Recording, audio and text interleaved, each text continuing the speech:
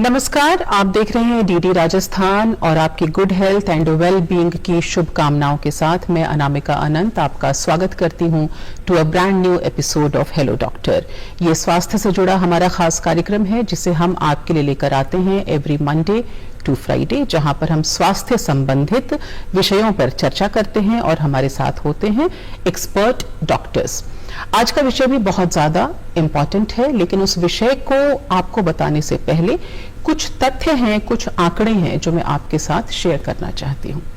हर साल 10 सितंबर को विश्व आत्महत्या रोकथाम दिवस, world suicide prevention day observe किया जाता है। अब इस दिवस की जरूरत आखिर क्यों पड़ती है, ये जानना भी जरूरी है। आंकड़ों के मुताबिक हर साल दुनिया में तकरीबन 7 लाख से ज्यादा लोग सुसाइड कमिट कर लेते हैं। इसमें से 77% केसेस उन देशों से होते हैं जहां लो या मीडियम मिडिल इनकम जो है, ऐसे वाले देशों से ये केसेस सबसे ज्यादा देखे जाते हैं। एक चौंकाने वाली बात और है, और वो ये है कि महिलाओं की तुलना में पुरुष ज्यादा सुसाइड कमिट करते हैं। अकेले राजस्थान की ही अगर बात की जाए तो यहां भी बेहद दुखद आंकड़े सामने आते हैं। साल 2020 से 2024 के दौरान तकरीबन 27,000 लोगों ने किसी न किसी वजह से अपनी जान दे दी है। तो लोग अपनी जान दे देते हैं और पीछे छोड़ जाते हैं दुख, अफसोस और परिवार के लिए जिंदगी भर का एक गम जिसे झेलना मुश्किल हो जाता है। तो विश्व आत्महत्या रोकथाम दिवस है, ऑब्जर्व किया जाता है 10 सितंबर को, और हम आपके लिए एक बेहद इंपॉर्टेंट टॉपिक लेकर के आए हैं आज। आत्महत्या नहीं, जिंदगी चुने। और इस महत्वपूर्ण विषय पर बात करने के लिए स्टूडियो में हमारे साथ शिरकत कर रहे हैं डॉक्टर एन.के. टाक साहब। आप मनोचिकित्सक हैं, professor department of psychiatry at the Mahatma Gandhi hospital and medical college, Jaipur. Sir, आपका स्वागत है। कैसे हैं आप सर? बढ़िया मैडम। तो सर, विश्व आत्महत्या रोकथाम दिवस हर साल 10 सितंबर को ऑब्जर्व किया जाता है। WHO ने इसे घोषित कर रखा है, इसके लिए स्पेशल डे। हम सबसे पहले आपसे यही जानना चाहेंगे, आंकड़े तो वाकई बेहद दुखद हैं, चौंकाने वाले हैं। इस दिवस को ऑब्जर्व करने के पीछे उद्देश्य क्या है, किस हद तक ये दिवस कारगर हो रहा है, और साथ ही साथ जो लोग सुसाइडल टेंडेंसीज के हैं या सुसाइड कमिट कर रहे हैं, अटेम्प्ट कर रहे हैं, उस वक्त उनकी मेंटल, साइकोलॉजिकल और फिजिकल कंडीशन क्या होती है? जी, थैंक यू मैडम। मैं आप लोगों को बताना चाहूँगा, जैसे कि आज वर्ल्ड सुसाइड प्रिवेंशन डे है। हर साल जैसे कि मैडम ने बताया 10 सितंबर को मनाया जाता है। तो बेसिकली जो गोल है WHO का, जो इसके पीछे मिशन है, उद्देश्य लाइक प्रमोशन करना मेंटल हेल्थ का, जो स्टिग्मा है, स्टिग्मा को कम करना, और एक जो अवेयरनेस फैलाना, स्प्रेड करना, एक कम्युनिटी में जो प्रॉब्लम है उसको आइडेंटिफाई करना कि मेंटल डिसऑर्डर्स है, या इसके साथ साथ सुसाइड भी एक उभर के आया सामने, जो कि मेंटल हेल्थ से रिलेटेड कंडीशन है। और एक बेसिकली जितना प्रिवेंशन अगर पहले से कर दिया जाए, prevention is the better than cure. अगर प्रिवेंशन कर दिया जाए तो वो चीज़ होगी नहीं।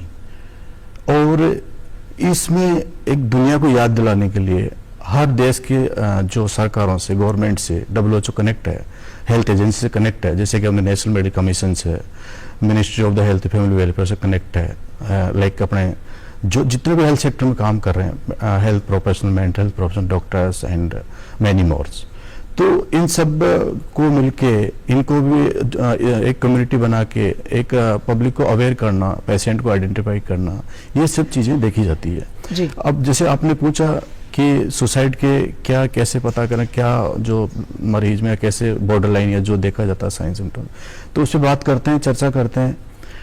सुसाइड में सबसे पहले तो पेशेंट जो है बड़ा उदास रहेगा, जो कि एक सीरियस मेंटल हेल्थ कंडीशन है, लाइक डिप्रेशन, एंजाइटी, स्ट्रेस और बर्डन। तो डिप्रेशन मोर कॉमन है अभी कोविड के बाद, और फोर्थ फोल्ड पर बढ़ गया है, इजाफा हुआ है। तो ये मान सकते हैं कि 1 in every 5 Indian are suffering from the depression, like 20%। और एक डेटा ये भी बोलता है 150 मिलियन 15 CR जिनको कि मेंटल हेल्थ केयर इंटरवेंशन की जरूरत है। तो उसमें से 20% डिप्रेशन के जो है बर्डन हो रहा है, डिप्रेशन से पीड़ित है, जो हमारे पास आते भी पेशेंट, डेटा भी जिस में बोलता है, तो उसमें सबसे पहले तो ये सुसाइड की फीलिंग्स आएगी, थॉट आएगा रेगुलर कि मैं मरना चाहता हूँ, जीना नहीं चाहता, होपलेस हो जाएगा इंडिविजुअल या पेशेंट, वर्थलेस हो जाएगा। तो इस तरह से वो धीरे धीरे आपने अखबार में पढ़ते भी हो, सुनते भी हो, इसके कारण पे भी विस्तार चर्चा करेंगे ऐसा क्यों होता है। जी बिल्कुल बिल्कुल सर, डिस्कशन जो है हम जारी रखेंगे, लेकिन उसके पहले क्योंकि ये लाइव फोन इन शो है, दर्शकों को हम इस शो में इन्वॉल्व करना चाहते हैं। अगर मानसिक स्वास्थ्य से जुड़ा कोई भी आपका सवाल है या फिर सुसाइड से जुड़ा आपका कोई भी सवाल है तो आप हमें कॉल कर सकते हैं। हमारे नंबर्स हैं 0141 2704098 एंड 0141 2704999। अगर आप जयपुर के बाहर से कॉल कर रहे हैं तो 0141 हमारा STD कोड है, ये डायल करना ना भूलें। 2704098 और 2704999 ये दो नंबर्स हैं जिन पे आप कॉल कर सकते हैं। आत्महत्या नहीं, जिंदगी चुने, ये हमारा आज का विषय है और इस विषय पर बात करने के लिए हमारे साथ हैं डॉक्टर NK टाक साहब। आप सीनियर साइकाट्रिस्ट हैं at the Mahatma Gandhi hospital and medical college Jaipur. और 10 सितंबर को क्योंकि विश्व आत्महत्या रोकथाम दिवस जो है उसको ऑब्जर्व किया जाता है। सब स्टिग्मा की अगर हम बात करें, आपने वैसे बताया डिप्रेशन, एंजाइटी, सबके अलग अलग कारण भी हैं, बहुत सारे कारण हैं, हर एज ग्रुप में ये देखा जाता है। लेकिन as a society, as an individual जो हम देखते हैं, हम लोगों को सलाह बहुत देते हैं। जब कोई परेशान होता है तो हम कहते हैं अरे सब ठीक हो जाएगा, चिल करो, समय के साथ ठीक हो जाएगा, स्ट्रांग रहो। लेकिन हमारा जो असली फर्ज होना चाहिए वो ये कि उनकी मनोदशा को समझते हुए टाइमली उनकी केयर करना और उनको सपोर्ट करना, इसके बारे में भी बात करेंगे। लेकिन बात करते करते एक दर्शक हमारे साथ कनेक्ट हो गए हैं, उनसे हम बात करते हैं। और साथ ही आपको याद दिला देते हैं कि YouTube पर भी हमारा शो लाइव स्ट्रीम हो रहा है, आप वहां भी कमेंट सेक्शन में जाकर के अपने सवाल पोस्ट कर सकते हैं। फिलहाल जो दर्शक कनेक्ट हो रहे हैं इनसे इनका सवाल पूछ लेते हैं। सर जी नमस्कार, स्वागत है आपका, बताएं। हाँ, भोपाल से डॉक्टर प्रदीप सर, नमस्कार। जी जी नमस्कार प्रदीप जी, बताइए। मैं डॉक्टर ये पूछना चाहता हूँ कि एक इंसान है, उसका एक जीवन होता है और जीवन में फाइनली एक बार मौत आती है, लेकिन जीवन में मौत की संभावनाएं कई बार आती है ना। मौत फाइनली एक बार आती है, लेकिन आपने भी अनुभव किया होगा तो मौत की संभावनाएं कई बार आती है जी। तो ऐसा ही क्या आत्महत्या के केस में भी होता है क्या कि फाइनली सुसाइड कमिट करने के पहले सुसाइड करने की संभावनाएं कितनी बार आती है आदमी के जीवन में, और 11th आवर पर जब वो सुसाइड कमिट करता है तो ऐसा कौन सा हार्मोन उसकी बॉडी में सीक्रेट होता है कि फिर वो कुछ नहीं देखता। जी बहुत बहुत ही जी सवाल है, धन्यवाद, बहुत अच्छा सवाल पूछा आपने। हार्मोन जो कि बायोलॉजिकल फैक्टर है, अपने ब्रेन में 3 हार्मोन जो है वो कम हो जाते हैं, स्पेशली सीरोटोनिन, डोपामिन, नोरेपिनेफ्रिन। और ये क्यों कम हो जाते हैं, इससे पहले स्ट्रेस का जो हार्मोन होता है, स्ट्रेस और तनाव जो इंसान की बॉडी में होता है, इंडिविजुअल में या पेशेंट में होता है, वो है कोर्टिसोल हार्मोन, जो कि एक नेगेटिविटी करता है और ये हार्मोन कम कर देता है। जब क्रोनिक अपन स्ट्रेस लेते हैं, तनाव में रहते हैं, टेंशन में लेते हैं, तो जो जैसा कि आपने पूछा कि डिप्रेशन में ऐसी कौन सी अवस्था है, कहाँ सुसाइड में पेशेंट को फील होता है, या ये जैसे ही थॉट शुरू हो जाती है उसकी थिंकिंग प्रोसेस शुरू हो जाता है, तो उसमें ये वो सोचने लगता है, तरह तरह के नेगेटिव विचार आते हैं उसको कि लाइफ जो है वर्थलेसनेस है, होपलेसनेस है, किसी काम का मैं नहीं हूँ, या अपने आप को निकम्मा समझना या अपने आप को नकारा समझना, जबकि उस वक्त पॉजिटिविटी बहुत ईश्वर ने दे रखी है, उसको हम लोग भूल जाते हैं। और ये नॉर्मल इंडिविजुअल इंसान में भी होता है, हर इंसान अपने लाइफ में एक बार डिप्रेशन से जरूर गुजरता है जी जी। और इसका अगर ऐसा होता है, अगर ये लेवल बढ़ जाता है इसका कि डेली लाइफ अफेक्ट हो रही है, मान लो कि ऑफिस नहीं जा पा रहे हैं या घर का काम नहीं कर पा रहे, वुमन है तो, और अगर बच्चे स्कूल में, बच्चों में भी होता है ये, अभी चर्चा करेंगे इस पे, तो डेफिनेटली अपने को mental health professional, psychologist, psychiatrist या फिर जो है अपने एक बार बात करना चाहिए। जैसे कि अभी मैडम ने बताया कि आत्महत्या नहीं, जिंदगी चुने जी, तो जिंदगी ही चुने, जिंदगी बेटर है, बेस्ट है, और ये एक ही बार मिलती है इंसान को। और आत्महत्या एक अपने कहावत भी है कि भारत में कि आत्महत्या पाप है, बिल्कुल बिल्कुल, तो पाप ही है, उसके बाद आपको कौन सा नया जीवन मिलने वाला है। तो ये एक्चुअली कोई सॉल्यूशन नहीं है सुसाइड, और ये एक बार फील ऐसे नॉर्मल इंसान को नहीं होगा सुसाइड फील, या तो नॉर्मल इंसान तब होगा जब उसकी लाइफ में कोई फाइनेंशियल बर्डन, कोई मेजर स्ट्रेस फैक्टर, तनाव का कोई कारण आ रहा हो, या उसको कोई सहायता हेल्प नहीं मिल रही है उसको, डेफिनेटली इवन इमोशनल सपोर्ट भी नहीं मिल रहा, कोई बात करने वाला भी नहीं है, अकेला है, लोनलीनेस है, या विडो है, या फिर लाइक सेपरेटेड है, डिवोर्स्ड है, इस तरह से, या कुछ किसी तरह या अनाथ है, लाइक इस तरह की चीजें जो है तो डेफिनेटली डिप्रेशन को जन्म देती है, और आगे जाके मेंटल डिसऑर्डर या फिजिकल कंडीशन मान लो आप, आगे जाके ये सुसाइड में कन्वर्ट हो जाता है। फिर मेंटल आगे डिसऑर्डर्स की जब हम बात कर रहे हैं डॉक्टर टाक, जी। तो क्योंकि हमारा शो यूट्यूब पे भी लाइव स्ट्रीम हो रहा है और यूट्यूब पे हमारे एक दर्शक कनेक्ट हुए हैं, विवेक इनका नाम है, और विवेक ने हमसे पूछा है कि क्या ज्यादा सोने से, ज्यादा नींद लेने से भी डिप्रेशन जो है उसमें इजाफा हो सकता है, मेंटल डिसऑर्डर्स हो सकते हैं जरूरत से ज्यादा अगर हम सोने तो? यस विवेक जी, इसमें डिप्रेशन का ये लक्षण है, इसमें नींद कम आ भी सकती है, कम भी सो सकता है इंसान, ज्यादा भी सो सकता है, लेकिन अगर आप बेड पे, नींद नहीं आती लेकिन अगर आप लेटे रहते हो बेड पे, तो आपको डिप्रेशन के आने के चांसेस होते हैं। और एक ट्रीटमेंट में भी यूज करते हैं हम लोग, जो कि आगे चर्चा में आपको बताना चाहूंगा, कि स्लीप डिप्रेशन, मतलब इन द सेंस की स्लीप को थोड़ा सा कट कर देते हैं, तो थोड़ा सा अलर्ट मोड पे पेशेंट, व्यक्तिगत इंडिविजुअल आ जाता है उसमें, व्यक्तिगत लाइफ में। तो डेफिनेटली अगर आपको हेल्दी जो स्लीप है, हेल्थ जो स्लीप हाइजीन के बारे में हम बताते हैं लोगों को, आप लोगों को भी पता है और आप लोगों को भी बताना चाहूंगा कि definitely sleep hygiene 8 to 9 hours daily होना चाहिए, 8-9 घंटे आपको सोना जरूरी है, न कम न ज्यादा। जी बिल्कुल, तो एक हेल्दी बॉडी के लिए हेल्दी एंड साउंड माइंड का होना भी जरूरी है, इसलिए नींद प्रॉपर लेना आपको जरूरी है।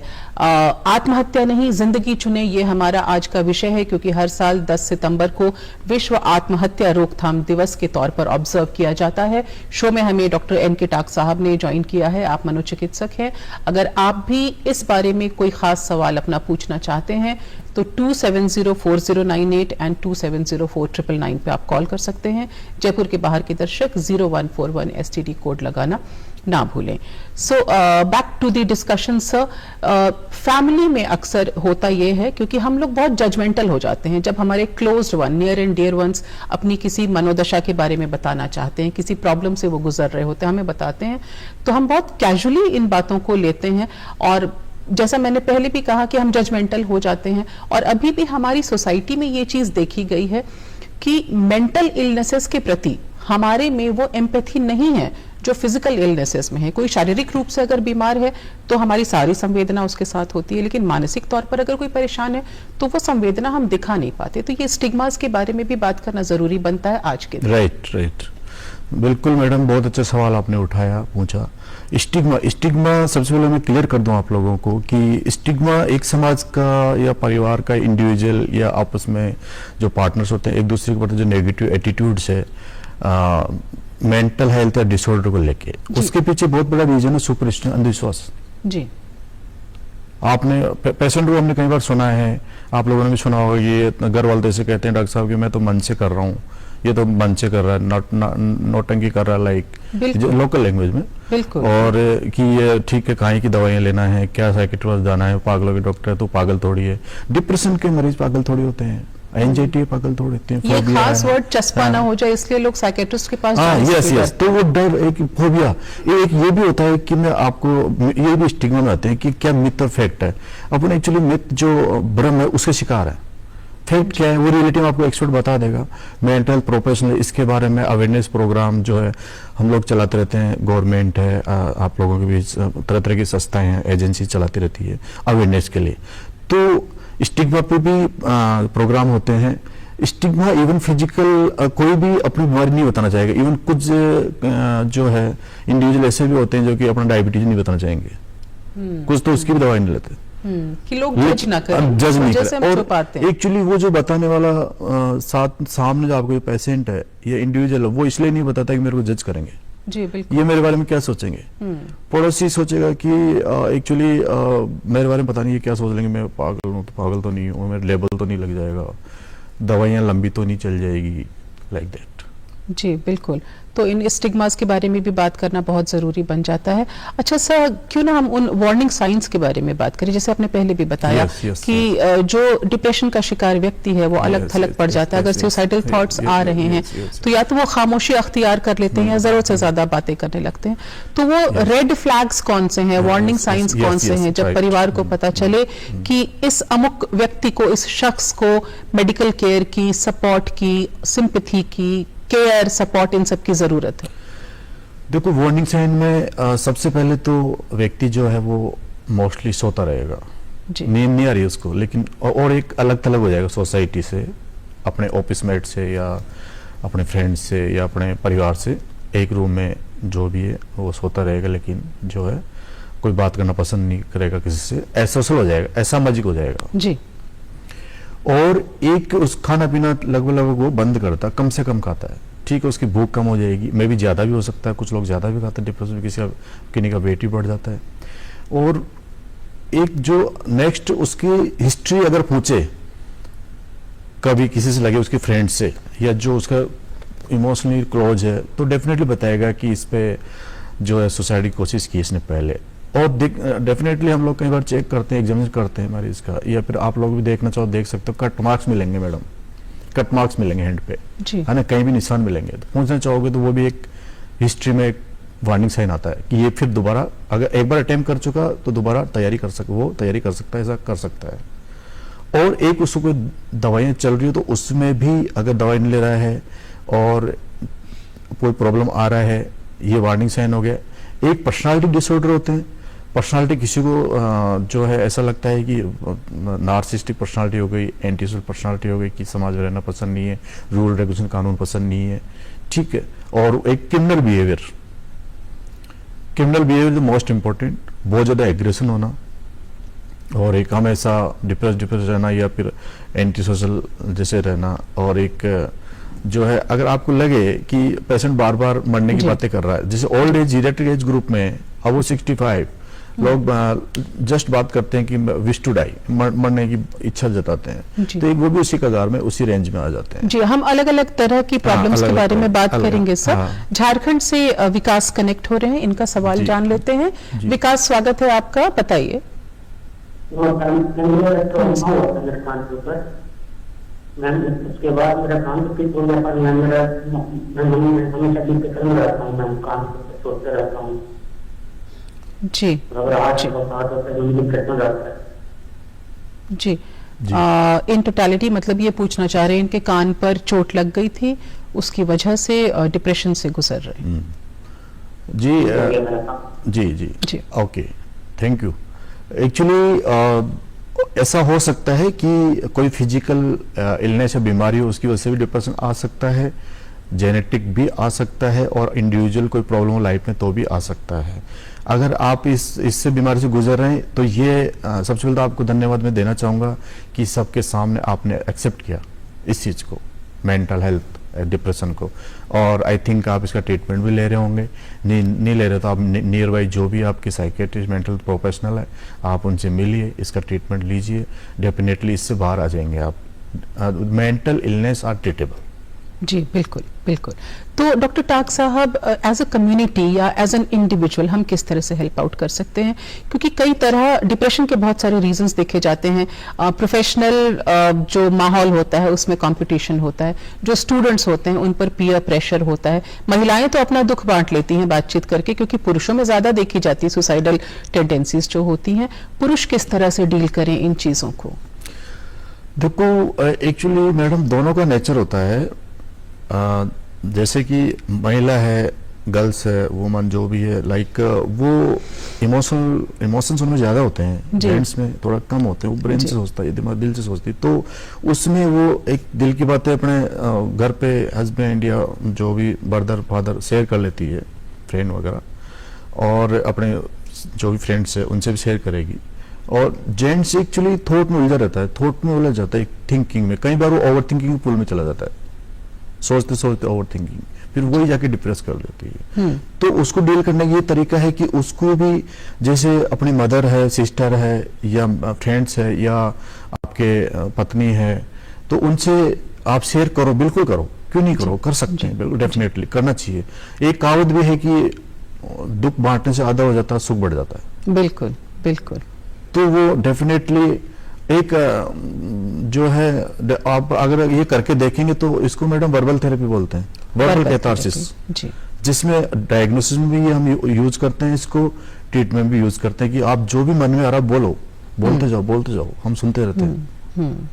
तो वो आदत तो वैसे ही वॉमिट कर दिया उसने, कि जो भी मेरा दिल में बड़ा उसको वेंट आउट कर गुस्सा दीजिए। वेंट आउट जी, कर दिया, तो जी। ये जरूरी है। जी बिल्कुल। और ये बहुत अच्छी बात है कि विश्व आत्महत्या रोकथाम दिवस के संदर्भ में जो WHO ने थीम दी है वो त्रिवर्षीय थीम है कि changing the narrative on suicide, मतलब आप साइलेंस से निकल करके ओपननेस की तरफ में आए, दिल में जो भी बातें हैं उनको खुल करके उनके बारे में बात करें। और बात करने की बात हुई है तो एक फोन ले लेते हैं सर, उत्तराखंड से एक दर्शक हमारे साथ जी, कनेक्ट हो जी, रहे हैं। जी। नमस्कार, स्वागत है आपका, नाम बताएं प्लीज। हेलो, हाँ सर, नमस्कार सर। नमस्कार नमस्कार। सर मुझे हर्पीज हो गया था सन 7-8 में, उसके बाद में केमिकल डिस्टर्बेंस बता रहे हैं डॉक्टर साहब, तो मुझे उल्टे सीधे विचार आते हैं दिमाग में। ओके जी, सर उसकी दवाई कितने दिन चलती है? Okay okay okay. तो उल्टे सीधे विचार एक्चुअली वही नेगेटिव थिंकिंग हो गई, ओवर थिंकिंग हो गई, ज्यादा सोचना या विचार उलझा रहना। हाँ, तो इसकी दवाई जो है एक्चुअली 6 से 8 सप्ताह में तो पेशेंट में रिकवरी आ जाती है 70-80%, और उसके बाद धीरे धीरे और इम्प्रूवमेंट बढ़ता है। लेकिन आपको अगर एक एपिसोड आया है, एक बार डिप्रेशन आया है, एक बार ऐसा हुआ है, आपने साइकेट्रिस्ट को दिखाया है, मेंटल प्रोफेशनल दिखाया है, तो डेफिनेटली 1 साल तो आपको लेना चाहिए ताकि रिलैप्स नहीं हो, दोबारा बीमारी नहीं आए। जी जी। तो क्योंकि इनके ट्रीटमेंट की बात हुई है सर, तो मैं यहाँ पर थेरेपीज के बारे में भी चर्चा करना चाहूंगी। जब अलग अलग तरह की मेंटल कंडीशन लेकर के, मेंटल डिसऑर्डर्स लेकर के लोग आपके पास आते हैं, तो किस तरह से उनको ट्रीट किया जाता है ताकि कोई भी एक्सट्रीम स्टेप ना लें, वो जिंदगी को चुने? जी, उसमें सबसे पहले तो हम जो है पेशेंट की हिस्ट्री लेते हैं, detail history, mental state examination होता है, वो चेक करते हैं, साइंस वगैरह इसको बोलते हैं, सिम्टम्स जो पेशेंट बताता है कि मेरे उदासी रहती है, जैसे इन्होंने अभी बताया सब थोड़ी देर पहले कि मेरे उल्टे सीधे विचार आते हैं, बहुत सोचता हूँ, है ना। और तो इस तरह से वो एंजाइटी बताएंगे, मेरे घबराहट रहती है। और जैसे एक सिजोफ्रेनिया की बात करें तो सिजोफ्रेनिया मतलब पागल, जो वर्ड में हिंदी में बोलते हैं, मतिभ्रमित बीमारी। जब आपको वहम होते हैं, हेलुसिनेशन, तो उसमें हेलुसिनेशन होगा, डिल्यूजन होगा, मतलब जी। किसी 2 व्यक्ति पे शक करेगा कि मेरे बारे में बातें कर रहे हैं, बुराई कर रहे हैं, जबकि ऐसा नहीं है। या फिर उसको लग रहा है कि सस्पेंस डिल्यूजन हो, परसिक्यूशन डिल्यूजन हो, रेफरेंस वगैरह, ऐसा लग रहा है कि कोई ना कोई मेरा पीछा कर रहा है, कोई मुझे मार सकता है, कुछ ऐसा उसको वहम हो जाता है। एक वैसे काल्पनिक उसको कानों में आवाज सुनाई देती है, हेलुसिनेशन, ऑडिटरी हेलुसिनेशन, विजुअल, कोई दिखाई देना, तो उसको परेशान करती है। तो उस तरह का पेशेंट वो भी ट्रीटेबल है, उनका भी ट्रीटमेंट होता है। डिप्रेशन की अपन ने बात की है अभी, तो उनका भी एंटीसाइकोटिक ड्रग्स आ गई, मेडिसिन आ रही बढ़िया, और एक जो है साइकोथेरेपी है, काउंसलिंग वाला पार्ट है, डाइट थेरेपी है, एक्सरसाइज है, मेडिटेशन है, योगा है, बहुत सारी जो सारे स्टेप्स हम वन बाय वन करके यूटिलाइज करते हैं। क्या बात है। तो दवाइयों से इतर जो थेरेपीज डॉक्टर टाक हमें बता रहे हैं वो बहुत ज्यादा कारगर साबित होती है। साथ ही आप मेडिटेशन करें, चांटिंग करें, जिस धर्म को भी आप फॉलो करते हैं दिल से उसे फॉलो करें, बिल्कुल। खुश रहने की कोशिश करें। लेकिन हम सिर्फ सलाह देने की कोशिश यहाँ पर नहीं कर रहे हैं, क्योंकि आत्महत्या एक बेहद ही संवेदनशील और बेहद ही गंभीर समस्या है पूरी दुनिया में। लगातार पिछले कुछ वर्षों में कोरोना के बाद से भी इसमें इजाफा हुआ है। तो एज अ सोसाइटी आपको क्या लगता है, कलेक्टिवली किस तरह के एफर्ट्स करने चाहिए? कौन सी संस्थाएं हैं, एजेंसीज हैं जो इस दिशा में काम कर रही हैं, ताकि ऐसे लोगों को आइडेंटिफाई किया जाए, टाइमली आइडेंटिफाई करके उनको रिस्पॉन्ड किया जा सके, और साथ ही फिर उनके लिए कुछ हम हेल्प जो है वो प्रोवाइड करा सके?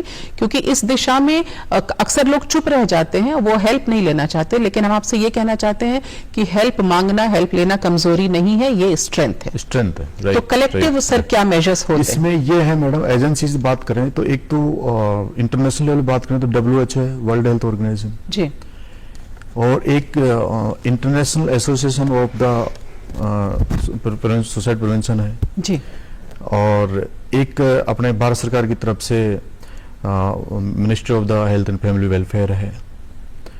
तो इन्होंने रिलीज किया है एक स्ट्रेटेजी 2022 में, नेशनल सुसाइड प्रिवेंशन स्ट्रेटेजी जी जी एंड एक मेंटल हेल्थ केयर एक्ट 2017 जो कि इम्प्लीमेंट हो चुका है 19 में, वो भी इस दिशा में काम कर रहा है कि ऐसे पेशेंट को गवर्नमेंट हेल्प मिलती है और एनजीओ हेल्प भी मिलती है।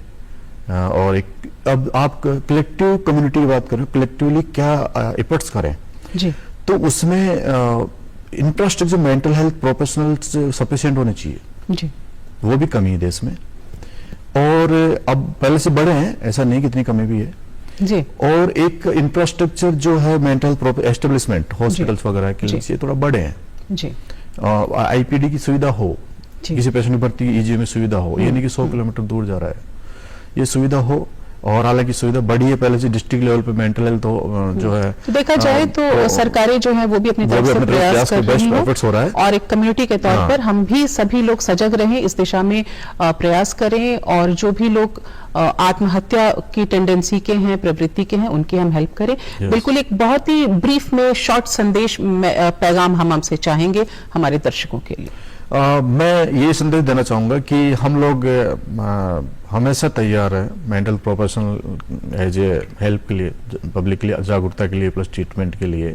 और आप लोगों को भी एक दूसरे की हेल्प करनी चाहिए। फैमिली में कोई पेशेंट हो तो उसको एक जजमेंटल ना बन के सिंपैथी दिखाओ, एम्पैथी दिखाओ, उसको समझो कि वास्तव में वो फिजिकल बीमारी की तरह उसको प्रॉब्लम हो रहा है ना। तो उसको अगर आप 2 वर्ड ही बोलेंगे तो अपन काफी हद तक एक बार बातचीत करने से सुसाइड रोकी जा सकती है। बिल्कुल, क्योंकि कई बार लोग सोशल मीडिया पे आपने देखा होगा, फेसबुक पे लिख के जा रहा है, लिख दिया है, चिट्ठी लिख दी है या कुछ ना कुछ लिख के साइन वो देते हैं पहले, या कुछ टाइम से ही गुमशुदा रहेंगे। तो ऐसे लोगों को आपको पहचान के इमीडिएट कॉन्टेक्ट करना चाहिए। और एक इंपॉर्टेंट बात मैं बताना चाह रहा हूँ, इसको आप इसके नंबर भी आप गूगल से ले सकते हैं या फिर मैं भी बता देता हूँ, 14416 14416 टेलीमानस, मतलब national tele mental health programme Telemanas, जो कि सेंट्रल गवर्नमेंट ने स्टार्ट किया है, जो चल रहा है, इसके नोडल सेंटर इंडिया में है। आप 24 घंटे काउंसलिंग चलती है वहां पे और आपको प्रोवाइड कराए जाते हैं डॉक्टर्स एंड काउंसलर्स। और उसके अलावा जो अगर इसको अभी इसका डेटा देखा जाए तो 2023 में जी सर 5 लाख कॉल आ चुके। जी जी इसमें इतनी हेल्प लोगों ने ली तो डेफिनेटली बढ़ेगा। 14416 स्टिग्मा रिड्यूस कीजिए। यस बिल्कुल, 14416 ये हेल्पलाइन नंबर है। अगर सुसाइडल थॉट्स आ रहे हैं तो इस पर आप कॉल करके बात कर सकते हैं एंड ऑब्वियसली साइकाट्रिस्ट की हेल्प भी आप ले सकते हैं। डॉक्टर एन के टाक साहब, आप शो में आए और विश्व आत्महत्या रोकथाम दिवस पर आपने हमारे साथ विस्तृत चर्चा की, आपका बहुत बहुत धन्यवाद। और दर्शकों, आपसे भी हम इजाजत लेंगे आज के लिए, लेकिन साथ ही आपको जाते जाते ये कह करके जाएंगे कि आत्महत्या नहीं, जिंदगी चुनें। देखते रहिए डीडी राजस्थान। नमस्कार।